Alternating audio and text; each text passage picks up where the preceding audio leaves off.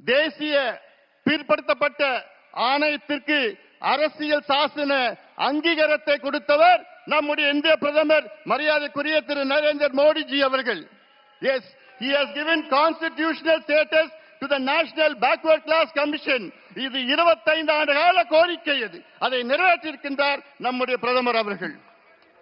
மூன்றாவது, ரோஹிணி ஆணையத்தை உருவாக்கி இந்திய இதர பிற்படுத்தப்பட்ட மக்கள் ஓபிசி மக்களுக்கு 27 விழுக்காடு இடஒதுக்கீட்டிலே வேற்றுமைகளை கண்டறிந்து அதை அகற்றுகின்ற ஒரு முயற்சியில் ஈடுபட்டிருக்கின்றார் நம்முடைய பிரதமர் அவர்கள்.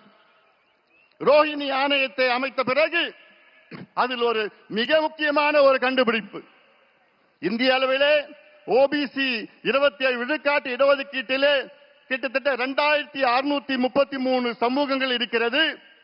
அதில் 10 சமூகங்கள் 25 விழுக்காடு இடங்களை தட்டி செல்கிறார்கள். 38 சமூகங்கள் இன்னொரு 25 விழுக்காடு இடஒதுக்கீடை தட்டி செல்கிறார்கள். இன்னொரு 102 சமூகங்கள் இன்னொரு 25 விழுக்காடு இடஒதுக்கீடை தட்டி செல்கிறார்கள். இன்னொரு 506 சமூகங்கள் 22.5 விழுக்காடு இடஒதுக்கீட்டை தட்டி செல்கிறார்கள். ஆக 2633 சமூகங்களில் 1977 சமூகங்கள் வெறும் 2.5 விழுக்காடு இடஒதுக்கீட்டை தான் பெறுகிறார்கள் என்ற ஒரு உண்மையை கண்டுபிடித்தவர் நம்முடைய மாண்புமிகு பாரத பிரதமர் நரேந்திர மோடிஜி அவர்கள்.